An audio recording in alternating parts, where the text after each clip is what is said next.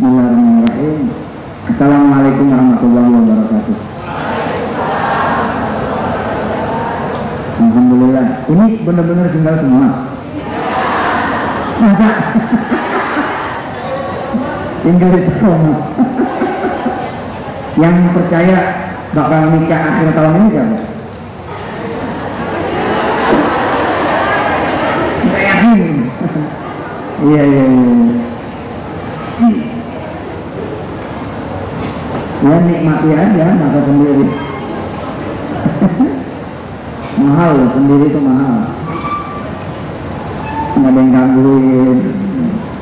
Kalau mau bangun nggak ada yang ngomelin. Udah punya suami bangun malam terus suaminya marah. Pakai pernah mulu nih. Iya dah, kita doa dulu. Al-Fatihah.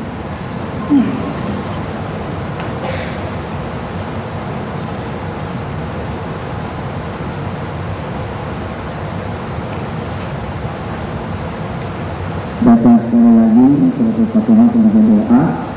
Mudah-mudahan dikatakan jodoh yang salah-salah Allah SWT. Yang serius, yang yakin Allah ada di depan kita, ada di hadapan kita, dan Allah yang punya. Al-Fatihah.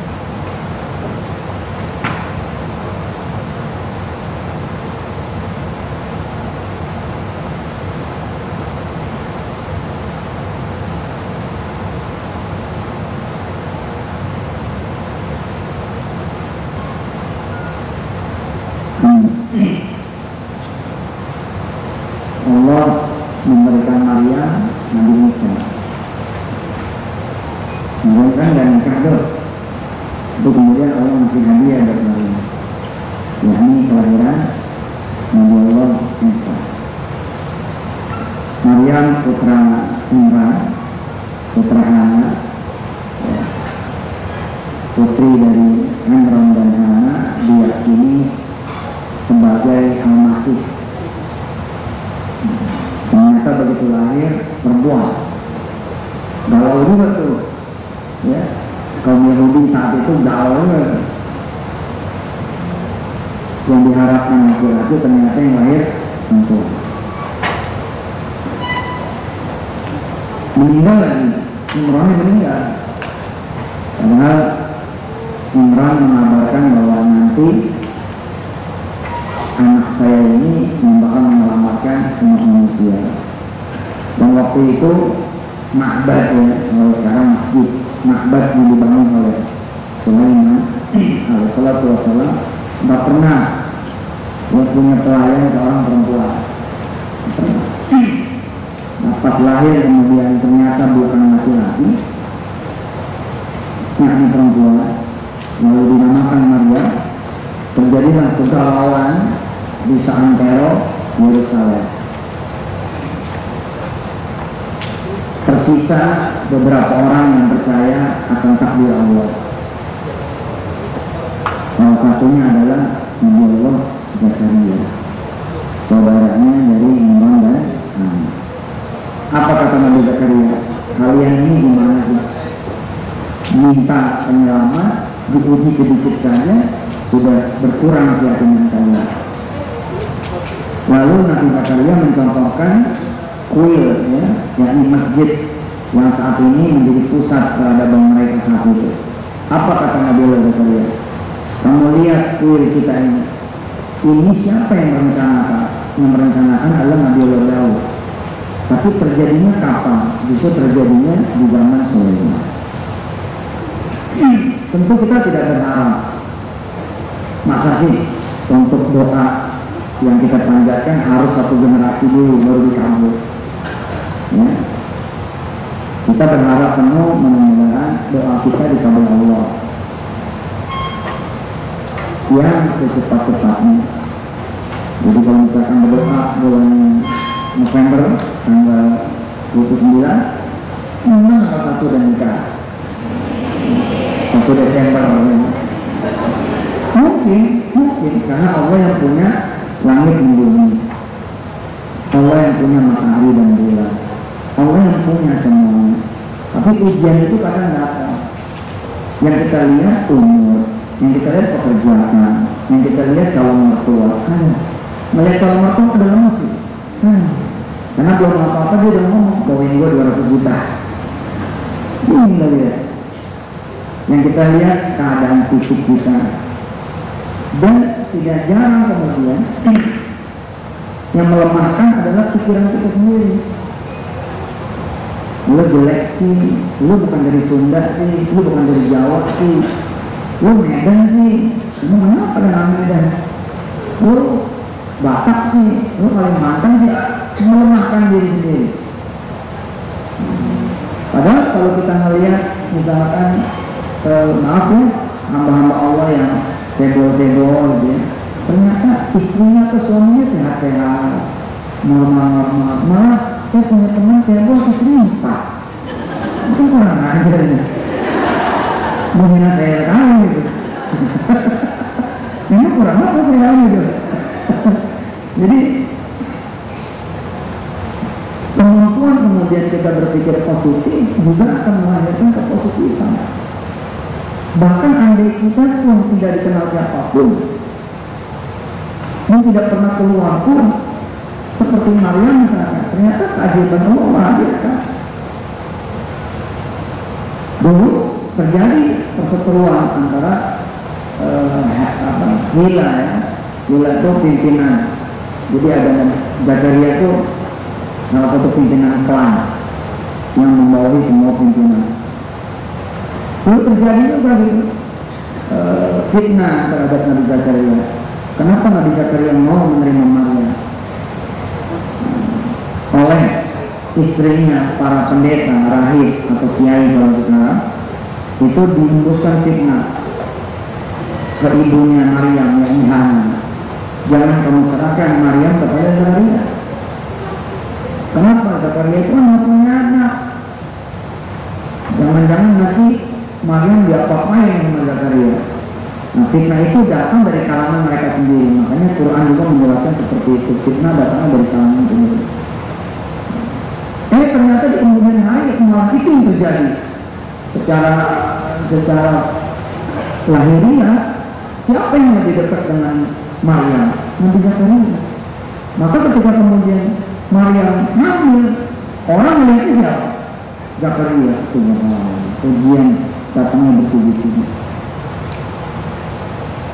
Orang-orang kita udah mau tegar ya, tapi tiba-tiba dibikin bungkuk, betul?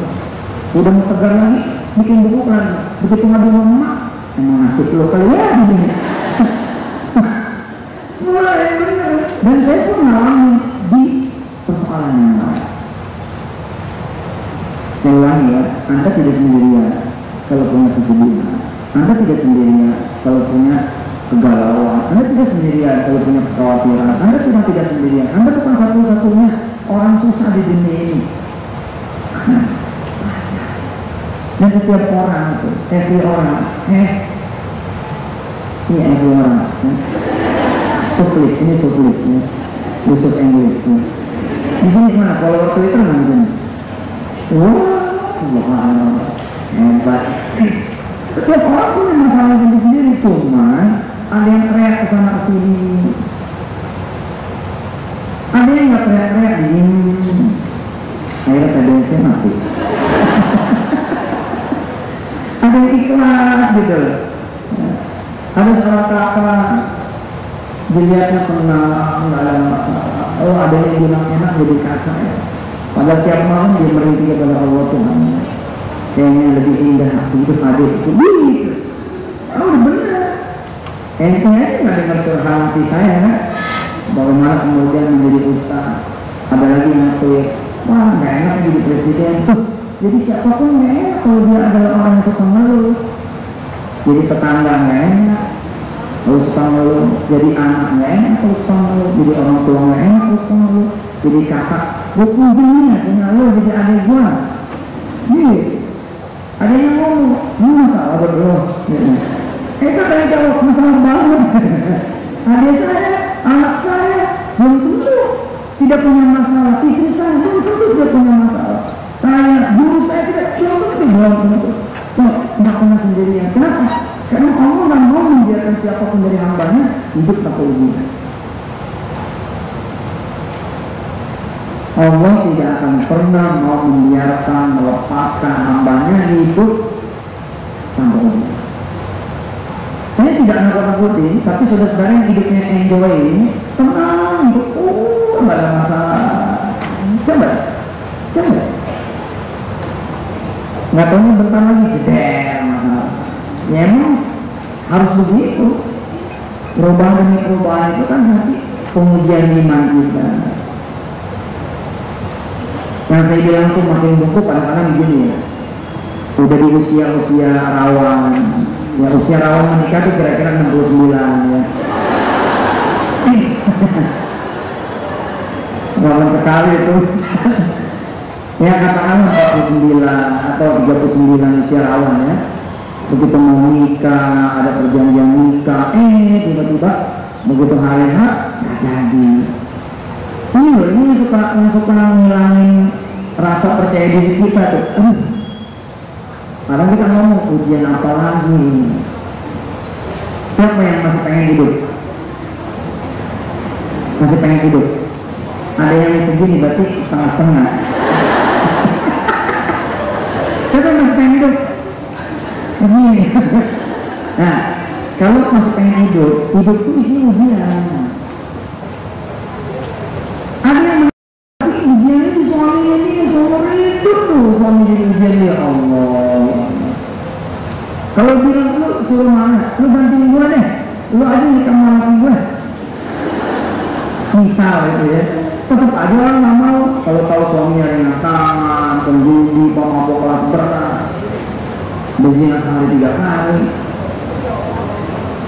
penyakitan kurang, miskin lagi, wah, disuruh tuker, nggak mau gitu. Seseorang yang punya utang ngomong sama orang yang punya penyakit bilang, udah utang lu sini deh buat gua, lu yang terkena penyakit gua, nggak mau yang punya utang. Oh gua sih mendingan punya utang daripada punya penyakit. Benar. Akhirnya kalah semua sama orang ikhlas, sama orang ridho.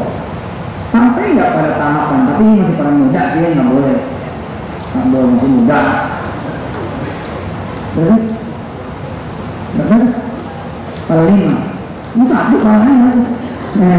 Insya Allah masih muda ya, mukanya muda banget. Umur 27, 53 udah selesai kita. Ente semua selesai, ini 53 nih. Insya Allah masih muda kelihatannya, mungkin kuahnya. Insya Allah semangatnya 53. Saya di kantong saya ada 7 kali lebih orang-orang yang usia 58 nikah. Benar? Saya bingung juga. Malah terakhir demi Allah ya, terakhir karena ikut ya yang disimpul ada seorang ibu dia curhat sama saya, umurnya udah 70-an, curhat disakiti katanya hatinya.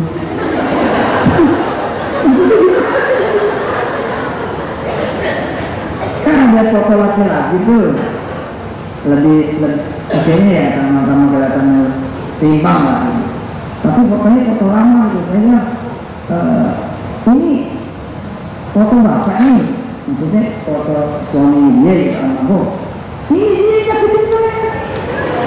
Maksudnya gimana? Dia janji menikahi saya 73, 72 umurnya, 48 gitu. Tapi kemudian dia berhasil menyelesaikan masalahnya nikah. Ente gak usah pusing, gak begini, gak percaya amat sih. Benar. Ya ada orang yang dimudahkan urusan hartanya, tapi dia bikin sulit urusan anak. Pernah nggak ada kakak beradik gitu ya, kakaknya kaya banget tapi nggak punya anak, sementara adiknya ini miskin gitu, beranak mulu, toel jadi, pakai WhatsApp jadi, pakai BB jadi. Apa kemudian hikmahnya? Nggak ada yang ngerti.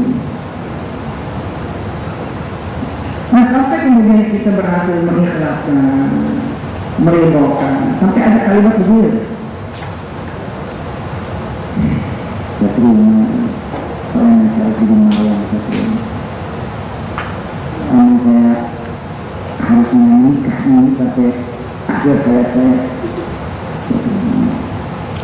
Gimana?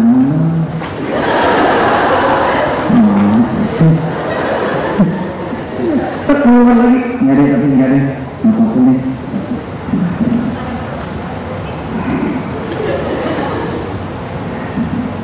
Terus sambil naruh tengah, ngetes air mata. Kenapa gue ngomong gitu? Bener loh, saya juga ada gitu-gitunya tuh di urusan saya yang lain. Kalau buat nggak terima hidup, Pak, kamu punya siapa sih hidup? Ngomongnya kita suka bilang gini, kenapa saya? Kenapa harus saya terima? Kalau bahasanya pepeng zaman di chatting yang dulu, ada yang lihat ya dulu, wah ini gitu kan. Terus kata pepeng, Tuhan jawab, wah ini apa tuh? Sampai ini enggak gitu, itu bukan punya lo, bukan punya kita, hidup punya dia. Bila begitu ya kita terima. Dan siapapun memang Allah bilang ada pasangan. Wala di dunia ada yang itu akhirat. Walaupun tidak di dunia nanti di akhirat. Begitu kita ke surga, hilang semua sudah. Hilang. Kecuali kita laki-laki kali gitu, begitu kita ini gimana? Di surga dia lagi. Lu, buat gue. Tapi istri saya Bang, kata istri saya ikhlas. Papa nanti di surga punya banyak bidadari. Siapa? Ikhlas. Yang penting mukanya muka saya semua. Mukanya dia semua. Iya. Asli Bu Pak, kita ini suka merasa lama, tapi begitu cepat kebahagiaan satu dikasih selesai semua. Nah penantian yang begitu tuh hidup kita bukan di sini. Hidup kita bukan di sini. Bahwa sebagai doa kita, nggak habis-habisan doanya. Bagus siang sore malam. Ikhtiar juga habis-habisan. Kita bikin kaos, kita sabun 008 1 berapa ya di belakang. Urgent, tanda seru, immediately. Lamar nih now. Wah, sebuah bukan belakang. Tapi ikhlas harus tetap ya. Percaya bahwa udah diantar Allah, percaya. Para nabi emang semuanya punya suami ya, punya istri. Nabi loh ya, kan ada nabi, ada rasul. Apa semuanya punya istri? Imam Nawawi yang mengarang kita ke Riyadhus Shalihin, Al-Azkar, kita jadi belajar sampai hari ini dipakai semua kitab-kitabnya, semua. Itu imam yang satu ini semua kitabnya itu dipakai. Yang terkenal cuma dua memang, Riyadhus Shalihin sama Al-Azkar. Lihat, sempat tadi menikah. Dia meninggal di usia kira-kira 54 tahunan, tidak menikah, tidak berhubungan.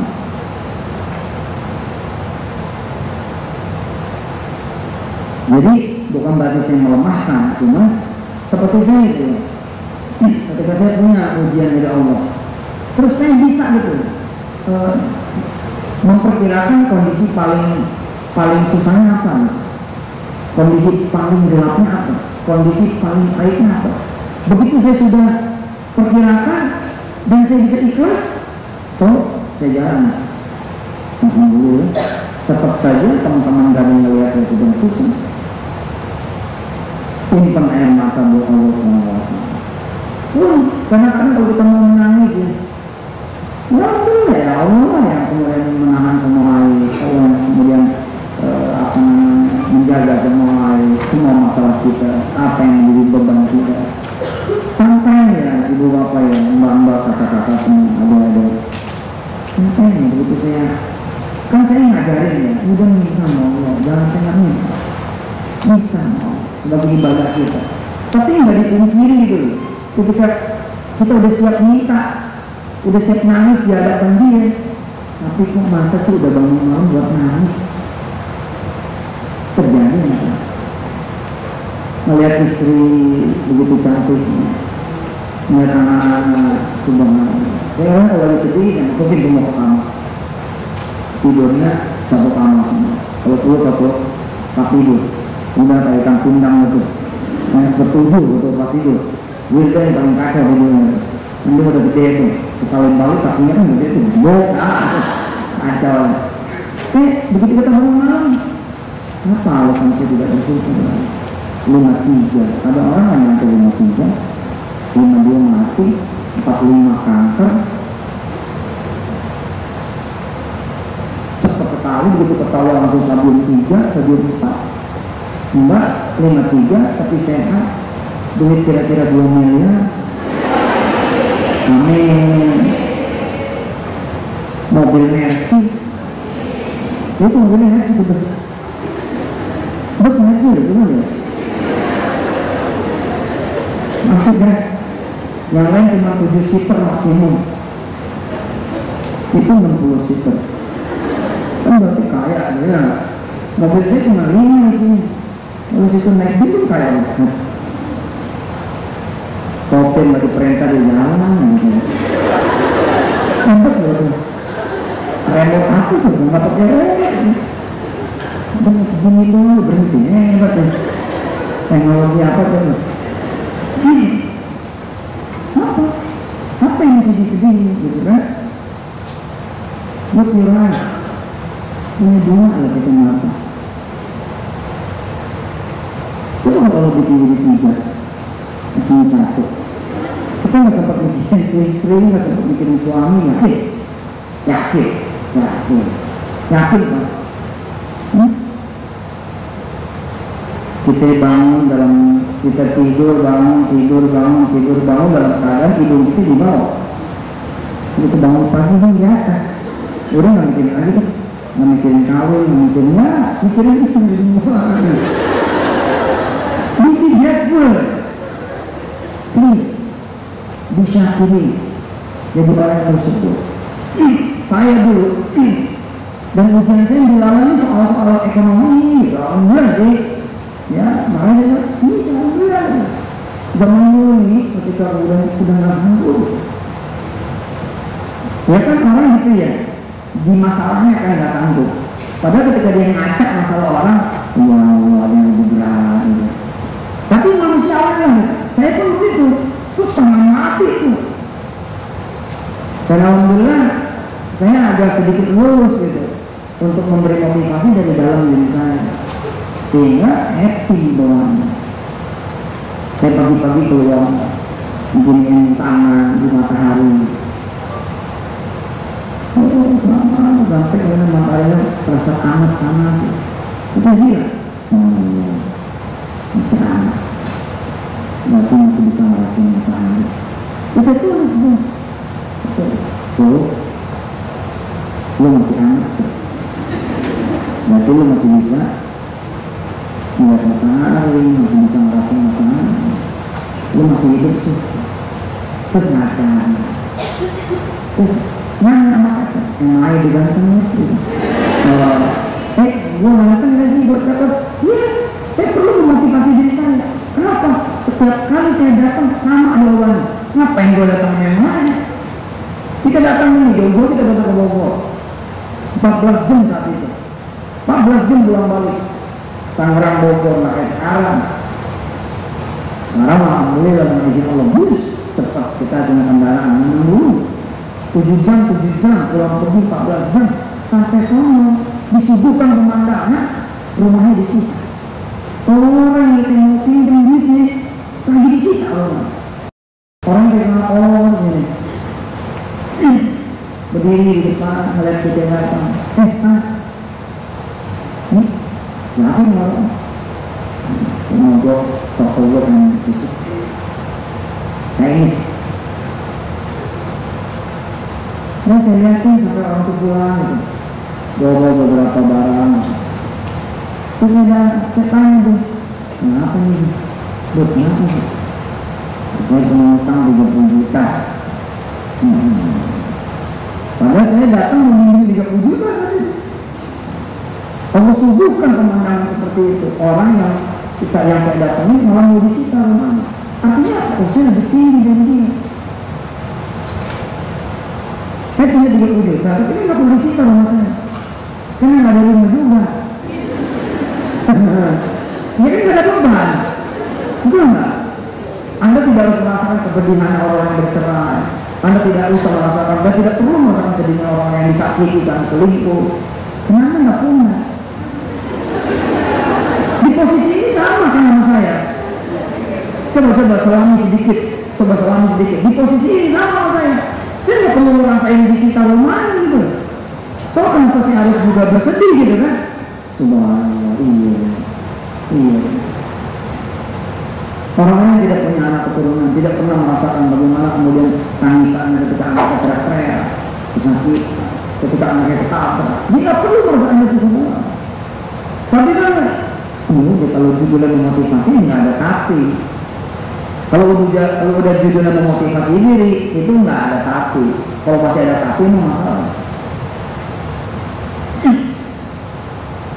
Saya bilang sama teman saya, ya udah sedekah aja.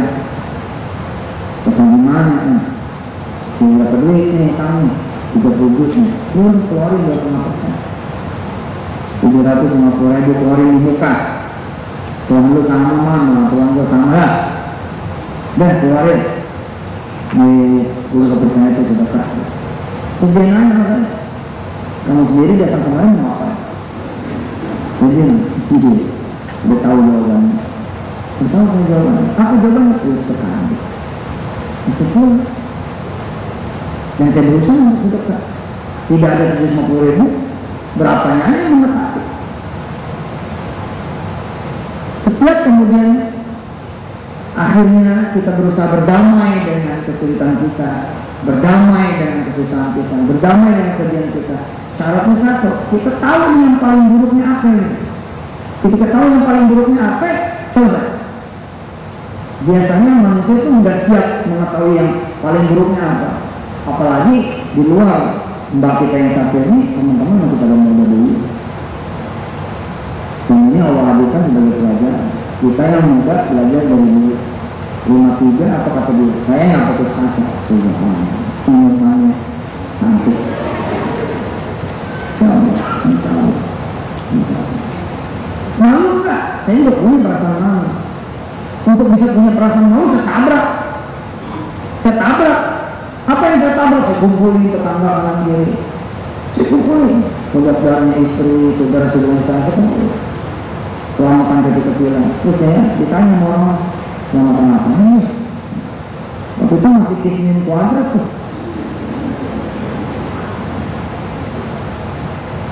Tapi percaya ya, sama Allah bakal naik. Saya sambutkan saat itu. Makasih, janji udah datang. Ini apa yang sudah datang tetangga, PRT, PRW malah sudah datang. Ini saya mau selamatan, utang saya banyak. Alhamdulillah. Oke? Nggak semua orang diizinkan sama Allah punya utang banyak. Dan saya nggak mau tuh pada saat saya punya utang banyak itu, nggak mau berpikirnya begini. Itu harusnya gitu kan ya. Nggak gini. Berantem dulu gitu kan. Perangkatin gitu. Bukan utang bunga.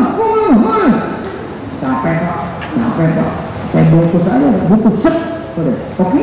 Saya nanggung semua. Selesai. Bungkus set. Dah. Kalau nggak gitu nih, nyanyi terus otak, mikir terus. Mikir terus juga nggak selesai. Nanya terus, nyanyi terus nggak selesai, bungkus aja kan, Makasih kepada datang. Saya hari ini selamatan. Saya lagi dikasih banyak utang oleh Allah. Atas rasa syukur inilah saya mengundang teman-teman semua untuk ikut bergembira. Kalau Allah masih kita masalah, berarti Allah akan kasih kita anugerah sebentar lagi insya Allah. Baik, sebelum kita makan-makan, kita yasingan, kita tahu sedikit, dan kemudian saya minta doa dari saudara-saudara saya. Tahun ini saya pimpin langsung Al-Fatihah. Istri saya gini, orang-orang bilang ngapain sih dikasih tahu? Justru saya tabrak. Kenapa? Karena orang-orang rata-rata jadi malu kalau diketahui ya. Tabrak aja udah. Jadi menilai umumnya aja. The House of John Doe. Selesai. sekalian ditabrak aja loh. Gitu, ente jadi ketua organisasi para jomblo se-RT se-RW. Iya, karena kan rasa malu itu juga, malu nih itu namanya. Ya, mungkin masih muda-muda enggak lah ya, tapi udah umur 30-an, 35 mulai tahu itu. Ditabrak aja udah hajar. Saya gitu, Pak. Saya berdiri di pagar gitu. Nyesolatin nanya, ngapain mah? Orang kerjaan nungguin yang ngaji nih. Bener. Saya bawa bangku, saya duduk situ, saya siap, tak gitu. Nungguin yang ngaji. Begitu ada yang lagi, selamat, assalamualaikum, masuk. Mau nangis, masuk. Kita kasih air, apa segala macam. Bingung lagi. Mau begini. Udah bayar-bayar sob ya. Kalau menjadi bayar nih, makasih ya. Assalamualaikum, gua nggak tega menurut.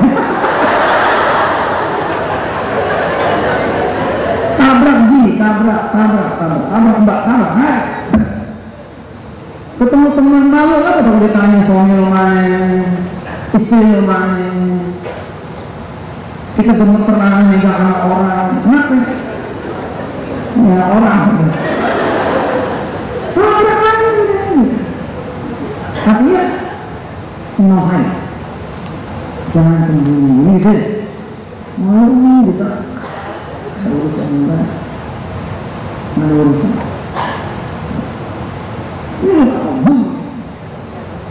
Saya cerita sedikit.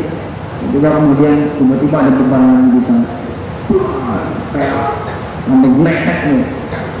Tiba-tiba saya dihadapkan pada kasus senilai 2,7 triliun rupiah. Triliun. Dengarnya aja udah begitu. Yang lain pada nunggu tuh panggilan-panggilan. Satu demi satu gede pada dipanggil. Saya daripada hidup dalam ketakutan nunggu panggilan, saya telepon aja. Kalau udah itu cara saya nabrak tuh begitu. Paham? Jadi cara nabrak tuh gitu aja. Telepon aja. Cek. Dan lapor nih, saya punya kasus nih.